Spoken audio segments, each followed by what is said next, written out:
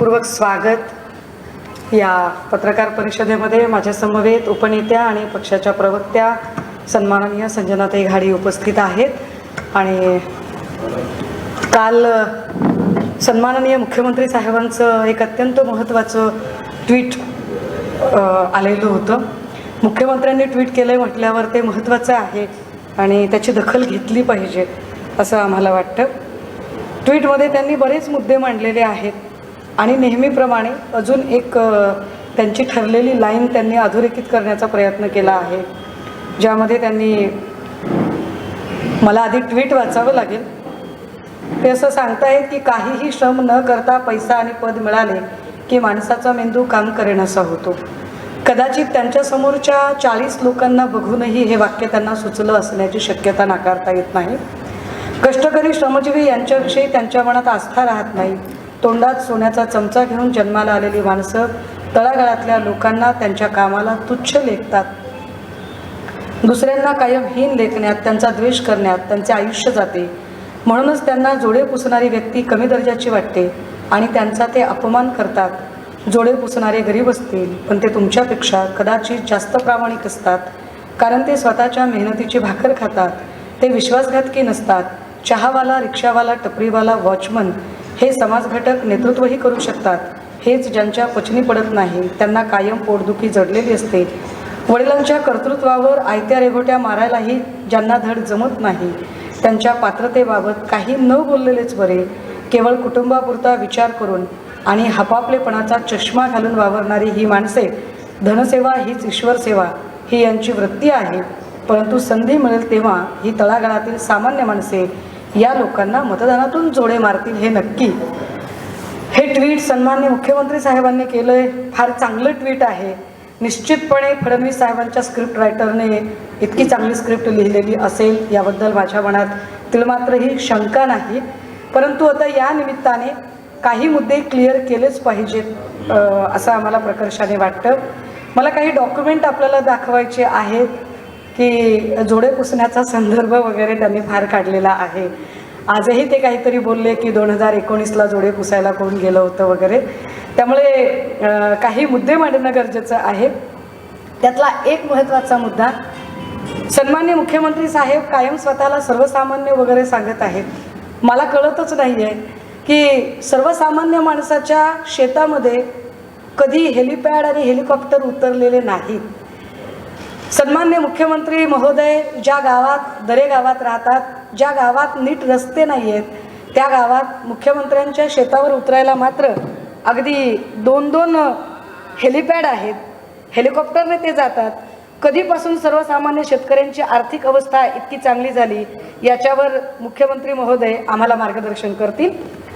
त्यांनी असंही म्हटलं याच्यामध्ये की केवळ कुटुंबापुरता हपापलेपणाचा चष्मा घालून वावरणारी माणसे यांना धनसेवा हीच ईश्वर सेवा वाटते।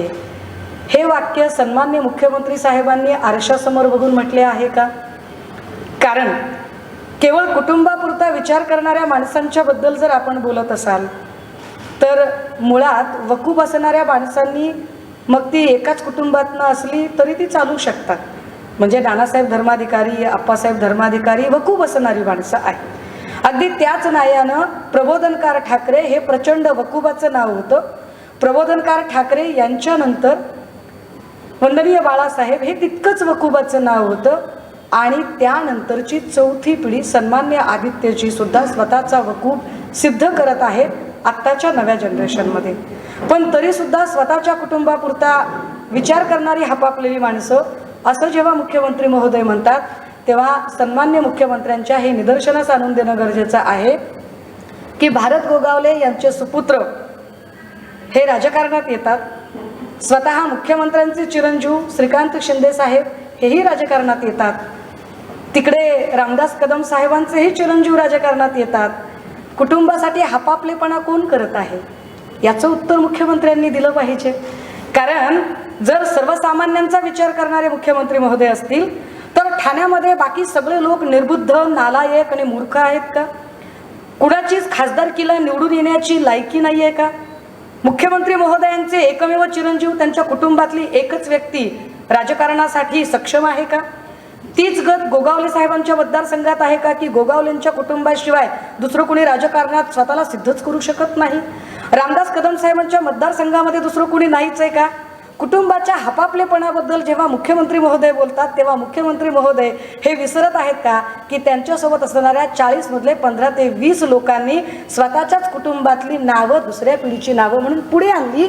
दस्तूर खुद्द मुख्यमंत्री महोदयांनी शिवसेना म्हणून जो पक्ष आणि चिन्ह ताब्यात घेतलेला आहे त्याच्यामध्ये जी नवीन मांडणी करता आहेत त्यात याच सगळ्या मंडळींच्या कुटुंबातले यांचे सगळ्यांचे चिरंजीव हे युवा सेना आणि इतर पदांवरती विराजमान आहेत.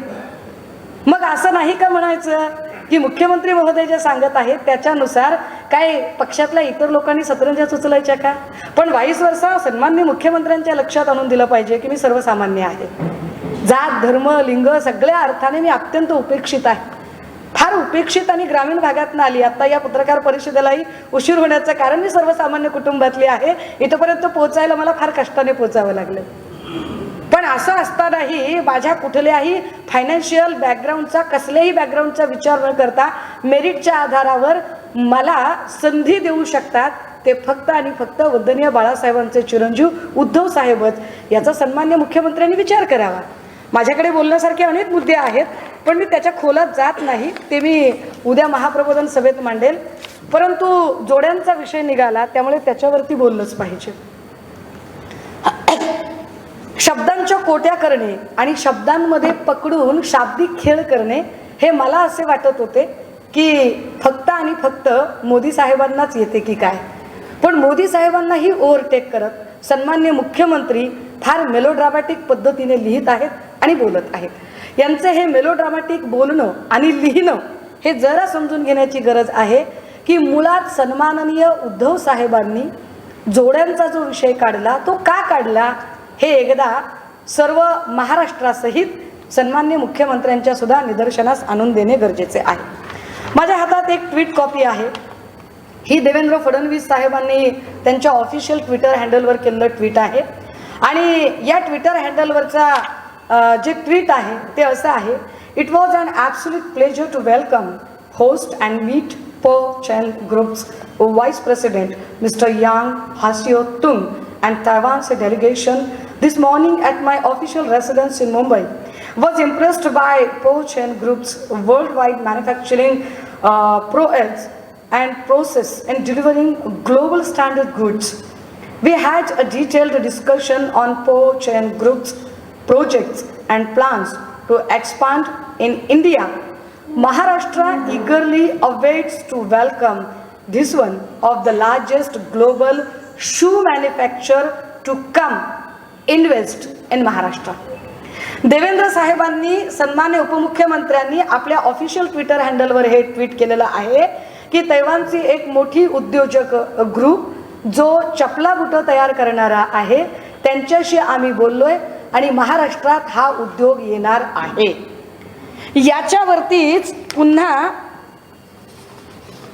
सन्माननीय उदय सामंत साहेब यांचं ऑफिशियल ट्विटर हँडल आहे आणि त्यांच्या ऑफिशियल ट्विटर हँडलवरती अजून एक ट्विट आलेलं आहे जे मराठीत लिहिलेलं आहे आणि यात असं म्हटलंय. आज तैवानच्या पाऊ चेन ग्रुपच्या शिष्टमंडळासमवेत मुंबई येथे बैठक संपन्न झाली. राज्यातील गुंतवणुकी संदर्भात यावेळी सविस्तरपणे चर्चा करण्यात आली. यावेळी ग्रुपचे उपाध्यक्ष यांग सियातुंग, संचालक श्री बिली, श्री वेल्बर वांग, प्रधान सचिव हर्षदीप कांबळे व सर्व संबंधित अधिकारी उपस्थित होते. कशासाठीची आहे तर अत्यंत नामांकित पादत्राणे बनवणारी कंपनी ग्रुप इंडस्ट्री महाराष्ट्रात येणार होता. 2300 कोटीचा हा प्रोजेक्ट होता. 2300 कोटीचा चपला बुटं बनवणारा हा प्रोजेक्ट. जरा मी याच्या संदर्भाने आता जरा पुढची प्रोग्रेस काय केली आहे म्हणजे बघा की उदय सामंत साहेबांनी देवेंद्र फडणवीस म्हणजे जस्ट 3 महिन्यांच्या खालची गोष्ट आहे. 3 महिन्यामध्ये अजून एक प्रोजेक्टची काय वाट लावली या लोकांनी, जी पादत्राणेमधली नामांकित कंपनी. तर गायडन्स तमिळनाडूच्या पुन्हा एक अजून ट्विटर हँडल आहे त्याच्यावर एक ट्विट आहे. In the presence of honourable chief minister Thiru M K Stalin, the government of Tamil Nadu signed on MOU with High Glory Footwear and subsidiary of Paw Chen Corporation, the world's largest branded footwear manufacturer with an investment commitment of 2,302 crores. हे अत्यंत मान्यताप्राप्त इंग्रजी वर्तमानपत्रातलं ही बातमी आहे. या बातमीमध्ये असं म्हटलंय की Nike Puma makers take the China Chennai flight. महाराष्ट्रातला होऊ घातलेला 2,300 करोड रुपयांचा नामांकित पादत्राणे बनवण्याचा उद्योग, एक अत्यंत मोठा प्रोजेक्ट, ज्या प्रोजेक्टवर आता याच्यात देवेंद्र फडणवीस साहेब आणि उदय भाऊ असं म्हणूच शकत नाहीत की नाही हे आमच्या काळात नाही झालं, हे त्यांच्याच काळात झालं. कारण अच्छा किया तो हमने किया और बुरा किया तो नेहरू गांधीने किया असं तिकडे मोदीजी कॅसेट वाजवतात आणि इकडे अच्छा किया तो मैंने और फडणवीसने किया, बुरा किया तो सब ठाकरेने किया. हे जी स्टाईल आहे यात हे सांगितलं पाहिजे की हे फडणवीस साहेब आणि यांचं पाप आहे की क्लिअर कट लिहिलं गेलंय की हा प्रोजेक्ट महाराष्ट्राकडे येणार होता. हे देवेंद्रजी मान्य करतात. हा प्रोजेक्ट तिकडे कसा गेला? महाराष्ट्राचं हित जपण्यासाठीच आम्ही सत्तेत आलेलो आहोत असं जर सन्माननीय मुख्यमंत्री आणि त्यांच्यासोबतचे 40 साथीदार सांगत असतील तर यांनी आत्तापर्यंत अनेक प्रोजेक्ट घालवले. आत्ता जोडे बनवण्याचा प्रोजेक्ट होता साहेब, पादत्राणे बनवण्याचा, बोली भाषेत त्याला जोडेच म्हणतात. पादत्राणे बनवण्याचा प्रोजेक्ट इकडनं तिकडे जातो. हा कुणाचा नाकर्तेपणा आहे? या नाकर्तेपणावर महाराष्ट्राच्या हितासाठी प्रश्नच विचारू नयेत का? पण याला भावनिक वळण देण्यामध्ये पटाईत. कारण मोदीजींनी अशीच भावनिक वळणं आधी दिलेली आहेत की जेव्हा राहुल गांधीजी सांगत आहेत की बेटा कोइन्सिडेंट कि जो भी यहाँ से पैसा चुरा कर भाग रहा है कोइन्सिडेंटली उसका सरनेम मोदी क्यों होता है, तर हे लगेचच एका भावनिक वळणावर नेऊन ओबीसींचा अपमान झाला. मोदी म्हणजे ओबीसींचा अपमान झाला. भाजपाला जर खरंच ओबीसींचा सन्मान करायचा असेल तर ओबीसींची जातनिहाय जनगणना करून दाखवावी त्यांनी. भले शाबास, महाराष्ट्रातले ओबीसी त्यांच्या सोबत असतील, जातनिहाय जनगणना करण्याची त्यांची तयारी आहे का? आणि त्याच पद्धतीने जोडे पुसण्याच्या मुद्द्याला कुठून कुठे घेऊन जाताय? उद्धव साहेबांनी असे सांगितले की साधी जोडे बनवण्याची एक मोठा प्रोजेक्ट इकडे येतोय. 2,300 कोटीचा प्रोजेक्ट इथे येत असताना निव्वळ आणि निव्वळ दिल्लीश्वरांचे जोडे पुसण्यात ज्यांचा वेळ जातोय त्यांच्यामुळे हा जोडे बनवण्याचा उद्योग निघून गेला आज घडीला तमिळनाडूला. यावर भाष्य केल्यावर मात्र पुन्हा एकदा ते सर्वसामान्य असण्याची कॅसेट वाजवतात. आता सन्मान्य मुख्यमंत्री साहेबांना एक अत्यंत महत्त्वाचे 1-2 प्रश्न की मुख्यमंत्री साहेबांनी ट्विटमध्ये असे म्हटले की टपरीवाला, रिक्षावाला, वॉचमन यांनी कधी राज्यच करू नये का? नक्की करावे ना. माझ्या कुटुंबात तर सगळे कष्टकरी लोक आहेत आणि कष्टकऱ्यांना कायम शिवसेनेने मोठं केलेलं आहे. परंतु टपरीवाला, रिक्षावाला, वॉचमन अशी कधी काळी ज्यांची पार्श्वभूमी असेलही आत्ता ती माणसं काय आहेत बरं? सन्मान्य मुख्यमंत्री साहेब रिक्षावाल्यांचे खरंच प्रश्न समजू शकतात का? रिक्षावाल्यांचे प्रश्न जर सन्मान्य मुख्यमंत्री साहेबांना समजत असतील तर पुणे मुंबईमध्ये रिक्षा CNG गॅसवर चालतात. CNGचे भाव कमी करण्यासाठी मुख्यमंत्री महोदय असे किती प्रयत्न करत आहेत? जी रिक्षा यांच्या सांप्रदायिक राजकारणामध्ये हिंदू मुस्लिमच्या दंगलीमध्ये रिक्षाचं नुकसान होऊ नये म्हणून एखादा रिक्षावाला आपली रिक्षा घराजवळ लावतो की त्या रिक्षाची मोडतोड होऊ नये, त्या दिवशी त्याची घरातली चूल बंद राहते. यावरती सन्मान्य मुख्यमंत्री कधी बोलतील बरं? आणि अगदीच महत्त्वाचे 40 पैकी ज्यांचे ग्वाही दिली जाते की होय आम्ही रिक्षावाले, आम्ही टपरीवाले, आम्ही गरीब. कशाला रिक्षावाले आणि टपरीवाल्यांना आपण बदनाम करताय जेव्हा की आपल्यापैकी आता कुणाची रिक्षा अशी असेल की जी महाराष्ट्रातल्या कुठल्याही रिक्षा स्टँडवर लागत असेल? आता 40 पैकी कोण असा असेल बरं बिचारा की जो खरंच टपरीवर काम करत असेल? आपण सोन्याच्या चमच्याची भाषा केली मुख्यमंत्री महोदय, परंतु योगेश गोगावले असतील, रामदास कदमांचे चिरंजीव असतील किंवा आमचे भाचे दस्तूर खुद्द डॉक्टर श्रीकांत शिंदे असतील, यांच्या तोंडात काय जर्मन किंवा प्लॅस्टिकचे चमचे आहेत का? ही सगळी तोंडात सोन्याचा चमचाच ठेवून आलेली माणसं आहेत आणि अत्यंत साधे सरळ प्रश्न आहेत. कृपया लोकांना भ्रमित करणे मुख्यमंत्री महोदयांनी थांबवावे आणि महत्त्वाचं इकडची ती सीधी बात, नो बकवास, साध्या प्रश्नांची आम्हाला उत्तरं द्यावीत की 2,300 करोडचा अत्यंत महत्त्वाकांक्षी उद्योग पुन्हा एकदा महाराष्ट्रातनं तमिळनाडूला गेलाय, यामध्ये तुमचा दोष कसा नाही ते सांगा.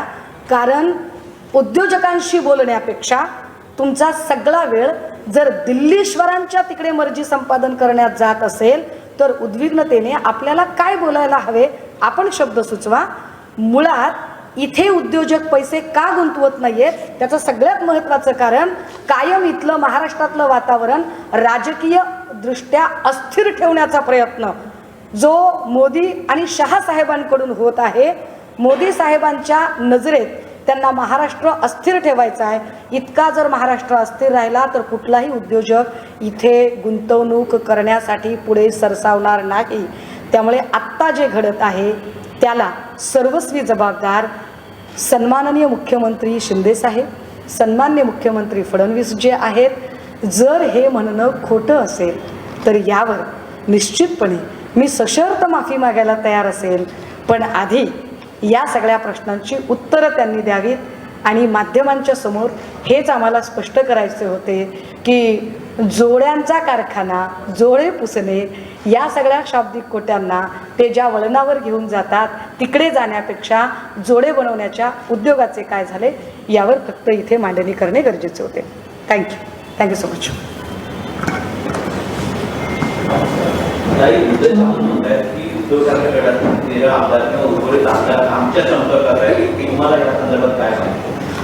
मला तर असं वाटतंय की उदय सामंत भाऊंना सुद्धा सोडून, म्हणजे त्यांना धरून नाही बरं का, त्यांना सोडून एक्स्ट्रोचे 288 लोक उदय भाऊंच्या आणि शिंदे साहेबांच्या संपर्कात असू शकतं. कारण सध्या अगदी ते जर म्हणाले ना की डोनाल्ड ट्रम्प सुद्धा आमच्या संपर्कात आहेत तरी आपण त्यांच्यावर विश्वास ठेवायला हवा.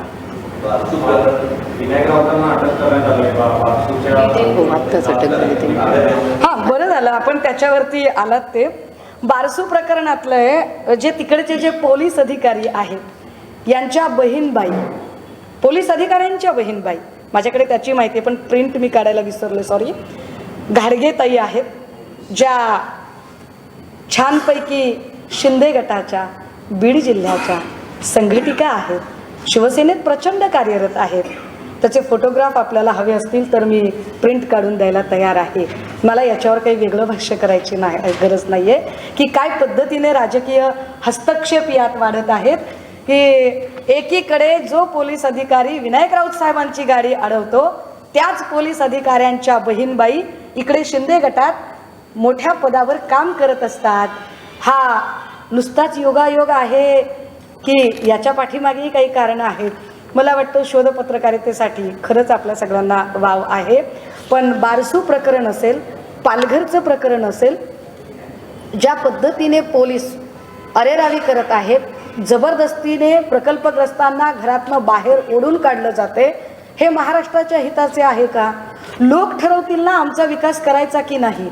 लोक म्हणतील की आम्हाला काही विकास किंवा आम्हाला उद्योग हवेत की नाही, आम्हाला प्रकल्प हवा की नाही. जर लोकांची इच्छा नसेल तर तुम्ही जबरदस्ती कशी काय करू शकता? बारसू रिफायनरी परिसरामध्ये ज्या लोकांची जमीन आहे, मला त्याचंही फार आश्चर्य वाटतं. माझ्याकडे तीही यादी आहे की जमिनीसाठी शासनाकडे आता 40 लाख रुपये एकरी भाव मागणारे काही लोक आहेत.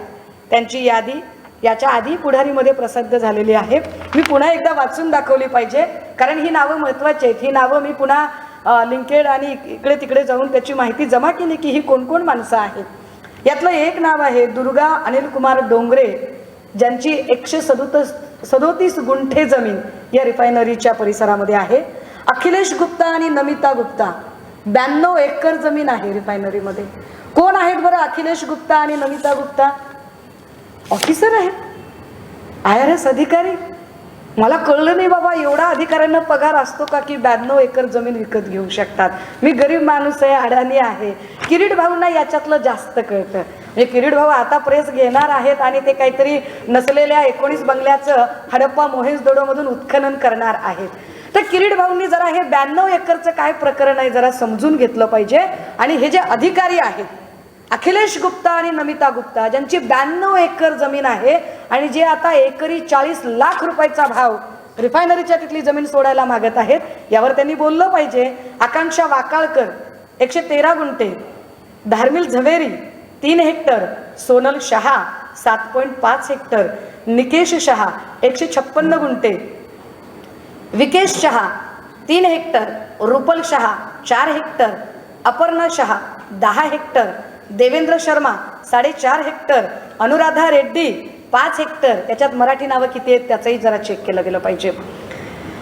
Sonal Shah 2 hectare, Shrikant Mishra 2 hectare, Devendra Sharma 6 hectare, Shashikant Shah 4.5 hectare, Narendra Sisodia 4.5 hectare.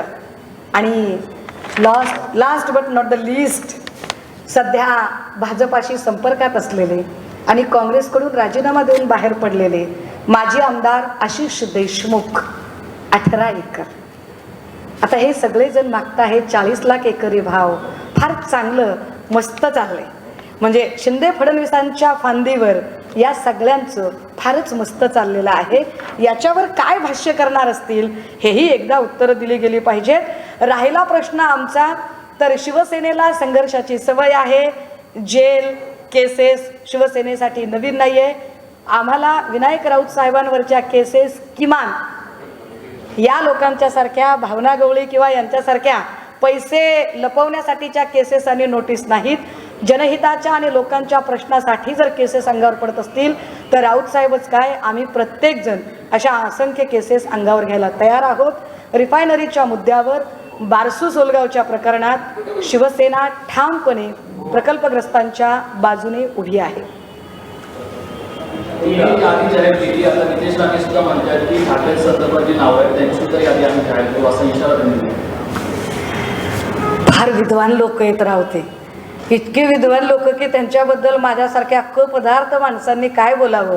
कारण बघा, कपडे फाडाफाडीची भाषा करणारी माणसं आमच्या गावाकडच्या भाषेत येडायच का बे, कपडे फाडायलाच का असं म्हणतात.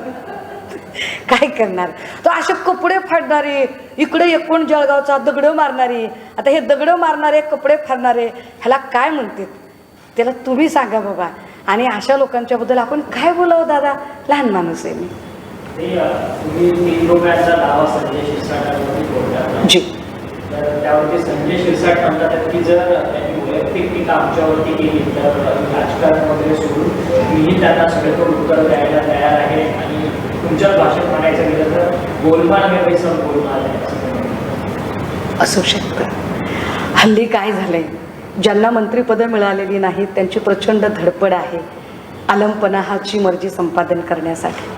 आणि त्या तिरीमिरीमध्ये कदाचित बॅक ऑफ द माइंड कुठेतरी रिग्रेटही होत असेल की का बरं आपण असं काहीतरी करून बसलो. तरीसुद्धा ईश्वर त्यांना सद्बुद्धी देऊ, त्यांच्याप्रती अपार करुणा व्यक्त करते. माझं सरळ साधं म्हणणं आहे, धनप्राप्ती हा माझा मुद्दा असता तर मी इतरांसारखा लाखो करोडोंचा दावा टाकला असता. मी वारंवार सांगते, आम्ही गरीब माणसं आहोत. आमच्यासाठी जपण्यासारखी गोष्ट फक्त आणि फक्त आमची इब्रत असते. आणि म्हणून धनप्राप्तीपेक्षा सुद्धा व्यक्तिप्रतिष्ठेचे मूल्य जपण्यासाठी म्हणून मी ही न्यायालयीन लढाई लढते. ज्या पद्धतीने शिंदे गटातले लोक अगदीच बेताल वक्तव्य करत आहेत, महिलांच्याबद्दल अत्यंत सवंग, म्हणजे सुप्रियाताईंच्याबद्दलचं स्टेटमेंट असेल माझ्या संबंधाने, मी नाव विसरले त्यांचं, धारावीतल्या भाजपच्याच एक ताई, त्यांच्याही संबंधाने अशाच पद्धतीचे काहीसे स्टेटमेंटमध्ये भाजपच्या काही नेत्यांकडनं आले. अशा महिलांबद्दल सवंग स्टेटमेंट करणाऱ्या लोकांना एक चपराक बसली पाहिजे. म्हातारी मेल्याचे दुःख नाही पण काळ सोकावतो, यावरती ठामपणे उभे राहिले पाहिजे. म्हणून मी ही न्यायालयीन लढाई लढते. मी कुठलंही बाईपणाचं विक्टिम कार्ड खेळणार नाही. आणि मी वारंवार सांगते, ते जे काही मुकाबला वगैरे म्हणतात ना, दादा आम्ही भटक्याचं लेकरू आहे. पायाच्या 2 बोटात दगड पकडून मागच्या मागा माणूस आऊट करायची ताकद भटक्यांमध्ये असते. मुकाबल्याची भाषा, मी खूप साधा सरळ माणूस आहे. माझ्या पाठीमागे आग्या पिछा छोर नाही आहे, फायनान्शियल बॅकग्राऊंड नाही आहे, किंवा मी काही कुठला मोठा कुणी राजकीय वारसा असणाऱ्यांपैकी नाही आहे. मी लढाई लढते ती माझ्या सन्मानाची, आत्मसन्मानाची लढाई आहे. काही असं सांगायचं म्हणायचं आहे की एकंदरीत आपण आता राजकीय परिस्थिती किंवा एकंदरीत बघता मला वाटतंय का परत एकदा राजकीय भूकंप होईल असं वाटतं? महाविकास आघाडी अभेद्य आहे हे आमचं प्रमाण वाक्य ठरलेलं आहे. तरीसुद्धा जर भाजपाकडून आमचा भवताल संभ्रमित करण्यासाठी प्रयत्नशील असतील तर आम्ही हे अत्यंत पॉझिटिव्हली घेतो.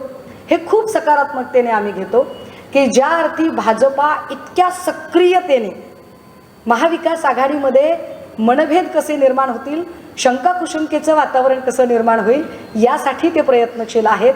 याचा अर्थ निश्चितपणे महाराष्ट्राचा कल महाविकास आघाडीच्या बाजूने आहे हे मनोमन शिंदे फडणवीस यांनी मान्य केले आहे. पण एक मात्र नक्की की आमचं तर सोडा, आम्ही सगळे एकत्र लढणार आहोत. पण मी मागेही म्हटलं की गुजराती वर्तमानपत्रामध्ये शिंदे साहेबांच्या संबंधाने आलेली बातमी आणि जे काही मला थोडंफार कळलं की आता मध्ये साताऱ्याला बहुतेक मुख्यमंत्री साहेब पूजा करायला गेले होते. पूजा करणं चांगली गोष्ट आहे, संकट काळात माणूस देवाचा धावा करतो, त्यांनी पूजा केली. परंतु फडणवीस साहेबांची जी वाढती नकारात्मक छबी आहे ती नकारात्मक छबी पाहता निश्चितपणे त्यांनी कितीही पुन्हा येईन म्हटलं तरी भाजपा त्यांना पुन्हा आणण्यासाठी उत्सुक असेल असे नक्की वाटत नाही. मग काय सांगावे, आपण म्हणताय तसे भूकंप म्हणून विखे पाटलांच्या कोपऱ्याला जो गुळ लावलेला आहे तो कदाचित खरा होऊ शकेल. हिंदी में एक सवाल का जवाब विस्तार में जाएंगे. उदय सामंत जिस तरह से कह रहे हैं कि कांग्रेस के विधायक हो या उद्धव ठाकरे के विधायक हो उनके संपर्क में है, क्या ये इसलिए किया जा रहा है कि खुद मुख्यमंत्री एकनाथ शिंदे की कुर्सी रहेगी या नहीं, इसके बारे में शंका उपस्थित हो रही है? देखिए, जिस दिन यह सारे रूमर्स बहुत तेज़ी से चलने लगे थे कि आदरणीय अजीत दादा जाएंगे, लेकिन दादा ने खुद यह बात क्लियर की कि मैं कहीं नहीं जा रहा हूँ, ये सारे रूमर्स हैं. लेकिन उसी वक्त 3 लोगों ने प्रेस ली थी. एक कोई संभाजी नगर का कोई एमएलए था, मेरे ख्याल से शंभूराजे देसाई भी थे, और तो 2-3 लोगों ने प्रेस ली और 2-3 लोगों ने एकदम से कहा कि नहीं नहीं नहीं, हम एनसीपी के साथ नहीं जाएंगे, एनसीपी के साथ हमें नहीं जाना है. लेकिन तभी अभी कल का भी स्टेटमेंट है सुधीर मुनगंटीवार जी का कि वो कह रहे हैं कि एनसीपी आती है तो हम उनका तहे दिल से स्वागत करना चाहेंगे. अब मेरी समझ में नहीं आ रहा है कि सेना और एनसीपी जब साथ रहते हैं तो हिंदुत्व खतरे में आता है, लेकिन जब बीजेपी एनसीपी को बुलाती है तो क्या हिंदुत्व का सम्मान होता है? तो ये जो सारी चीज़ें चल रही है, इसके चलते उदय भाऊ जिस तरह के स्टेटमेंट कर रहे, इससे लगता तो ये है कि शिंदे गुट की जो कुर्सियां हैं वो काफ़ी हिल रही है, और इतनी हिलती कुर्सियां ठीक ठाक करने के लिए एक तरह से वो आगाह कर रहे हैं लोगों को कि देखो भाई, हमारा हाथ छोड़ सकते हैं तो आपका भी छोड़ सकते हैं.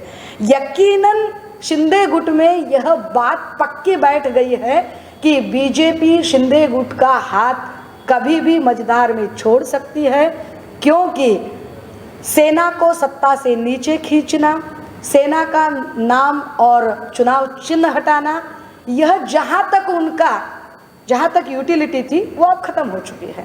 तो मुझे नहीं लगता कि आगे, और जिस तरह से इनकी एक निगेटिव छवि बनती जा रही है, तो बीजेपी नहीं चाहेगी कि ऐसे निगेटिव लोगों को साथ लेकर वह इलेक्शन लड़े, बिल्कुल नहीं चाहेगी. सुषमा, काही एक प्रश्न आहे. तुम्ही म्हणाल तसं विक्टिम कार्डचा विषय नाही आहे, महिला असायलाच पाहिजेत राजकारणात, त्याबद्दल मी बोलायला पाहिजे.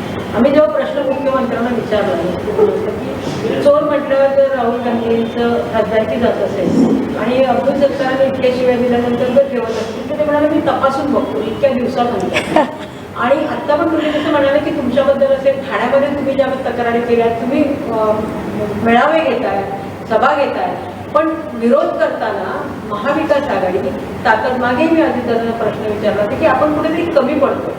कारण आत्ता जेव्हा शीतल म्हात्रेंच्या बद्दलचा तो व्हिडिओ त्यांनीच लाईव्ह केला होता, तो त्यांनी काढला, त्यावेळेला शिवसेनेचे त्यांनीच लाईव्ह केला होता, हे तुम्ही कमिट केलं, हे फार चांगलं. थँक्यू आता, थँक्यू. वा वा, ते जग जाहीर आहे. शिवसेनेच्या काही तरुण मुलांना जेलमध्ये टाकलं गेलं होतं, त्यानंतर तुमच्याकडनं काहीही कारवाई झाल्याची दिसत नाही. कारण काय होतं, ते हल्ला करून, हे बघा, जनता आहोत त्यांच्या दृष्टीने मी प्रश्न विचार नाही, मी आपल्या मला पूर्ण करू द्या.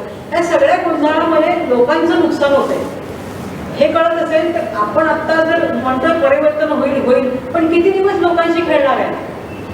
त्यांना Exactly. राजधर्म आहे की नाही? आणि तुम्हाला जर महाविकास आघाडी म्हणून उभं राहायचं असेल तर फक्त बैठका, सभा आणि प्रेस कॉन्फरन्स घेऊन पुरेसं होणार आहे का? कारण ते कुठेही हलत नाहीये. एक्झॅक्टली आपण जे म्हणालात की या सगळ्यांमध्ये लोकांचं नुकसान होतंय. काल सन्माननीय उद्धव साहेबांनी जो जोड्यांचा उल्लेख केला तो याच अर्थाने की तुम्ही इकडे मर्जी संपादन करण्यामध्ये व्यस्त आहात, पण इकडे जोडे बनवण्याचा एक मोठा उद्योग महाराष्ट्रातनं तिकडे गेला, हे लोकांचं नुकसान होतंय. मात्र मी अजून एका मुद्द्याकडे आलो पाहिजे की जेव्हा माझ्या संबंधाने स्टेटमेंट आलं, अत्यंत चीप स्टेटमेंट शिंदे गटाच्या आमदाराकडून आलं, तेव्हा अत्यंत प्रामाणिकपणे NCPच्या रुपाली चाकणकर यांनी महिला आयोगाकडनं नोटीस काढली. माझ्यासाठी सुप्रियाताईंनी स्वतंत्रपणे सन्मान्य मुख्यमंत्र्यांना पत्र लिहिले. माझ्यासाठी रुपाली ठोंबरे या ठामपणे मैदानात उतरल्या. किंवा तिकडे काँग्रेसच्या नेत्या यशोमतीताई असतील, यांनी ठामपणे ही भूमिका मांडली. म्हणजे महाविकास आघाडी म्हणून माझ्या पाठीशी इतर पक्षातल्या महिला किंवा नेते, इवन अजितदादांनी सुद्धा त्या काळात काही अधिकाऱ्यांना फोन केले, ते सगळे ठामपणे उभे राहिले. पण याच्या पलीकडे आपण काय करू शकतो? नोटीस काढणे, मागणी करणे, पत्र लिहिणे, जाऊन भांडू, कपडे फाडण्याची भाषा नाही ना मी करू शकत. माझ्यावर फार चांगले संस्कार आहेत माझ्या आईवडिलांचे, नेतृत्वाचे. त्यामुळे जसे आमचे राणेसाहेबांची पोरं जशी कपडे फाडण्याची, दगडं मारण्याची असंस्कृत आणि असभ्य भाषा करतात, ही असभ्य भाषा आम्ही नाही करू शकत. आम्ही एक सनदशीर मार्गाने लढाई लढू शकतो, ती लढाई लढत आहोत. पण जसं म्हणतात की सत्तेपुढे शहाणपण चालत नाही, तसं ते चालत नाहीये. माहिती घेऊ असं ते म्हणताहेत, जणू काही मग सत्तार साहेब बोलले नाही, त्यांच्या मागून एक आकाशवाणी झाली, असंच त्यांना म्हणायचं असेल. आता माझ्या संबंधाने एवढं सगळं केल्यानंतर एका अधिकाऱ्याची चौकशी समिती नेमली असं काहीतरी सन्मान्य मुख्यमंत्र्यांनी सांगितलं, पण तो अधिकारी कोण हे मला अजूनही माहिती नाही. समिती नेमून म्हणे 15 दिवस झालेत, पण या अधिकाऱ्याकडून मला कसलाही कुठल्याही पद्धतीची नोटीस आली नाही, विचारणा केली गेली नाही, चौकशीसाठी बोलावलं नाही. मला माहितीच नाही की ती काय चौकशी समिती आहे की काय नाही ते, आणि त्याच्यावर आमचा ऑनेस्टली फार विश्वासही नाही आहे. पण मग आता हे किती दिवस चालणार असा जो तुमचा पुढचा प्रश्न आहे, तर आम्ही तेच म्हणतोय की हे किती दिवस चालणार? 1-1.5 वर्ष झालं तुम्ही प्रशासक बसवून ठेवलेले आहेत, कुठलेच इलेक्शन तुम्ही घेत नाही आहात. भीती वाटते का? तर निश्चितपणे शिंदे फडणवीसांना भीती वाटते. परंतु निवडणुकांची वाट बघण्याशिवाय आमच्याकडे आत्ता सध्या तरी आम्ही फार तर लोकांमध्ये जनजागृती करू शकतो, संविधानिक चौकटीचं महत्त्व सांगू शकतो आणि लोकांमध्ये सांप्रदायिक दंगली वाढणार नाहीत यासाठी. कारण मी अजून एकदा आठवण करून दिली पाहिजे, खारघर दुर्घटनेच्या नंतर ज्या लोकांचे मृत्यू झाले त्यावरती राजकारण करू नका असं म्हणणारी जी मंडळी आहेत ती विसरत आहेत की कोविडच्या काळामध्ये CM केअरच्या ऐवजी PM केअर फंडला पैसे देणारे हेच लोक होते. परंतु किती बायस्ड आणि किती सिलेक्टिव्ह लोक असतात. एकीकडे साध्या गोष्टीवरून 354 म्हणजे नवनीत राणा आणि रवी राणा यांना घोषणा देऊन आंबेडकर जयंतीतून परतवून लावणारे राकेश वानखेडे यांच्यावर काल 353, 354चे गुन्हे दाखल केले काही कारण नसताना. अमरावतीमध्ये काय वाईट पद्धतीचं राजकारण चालू आहे, त्यांच्यावर ते गुन्हे दाखल झालेले आहेत. दुसरीकडे सिलेक्टिव्ह पद्धतीने वागताना त्याची जात आणि धर्म बघितली जाते. म्हणजे बिल्किस बानो मुस्लिम आहे का, तर तिच्या आरोपींचा सत्कार करू, आम्ही त्याला बघणार नाही. अजून एक आहे घटना नांदेडमधली आहे. शिरूर ताजबनमध्ये 23 नोव्हेंबरला एक मोठी दुर्घटना घडली, बस पेटली आणि पेटत्या बसमध्ये अजहर शेख नावाच्या माणसाने जीवाची पर्वा न करता तो बसमध्ये चढला. 14 माणसं त्याने बाहेर काढली, त्यात तो 65% जळालाय. सरकारने एका अक्षराने त्याच्याबद्दल वाच्यता केलेली नाही ना त्याला कुठली मदत दिलेली आहे. तो अजूनही तिकडे उपचार घेत आहे. मला वाटतं हे खरे महाराष्ट्राचे भूषण लोक आहेत जे 14 लोकांचे जीव वाचवत असतात. परंतु जे अत्यंत बायस्ड आहेत, प्रिज्युडाइज्ड मेंटॅलिटीने वावरणारे लोक आहेत त्यांच्याबद्दल आपण काय बोलणार?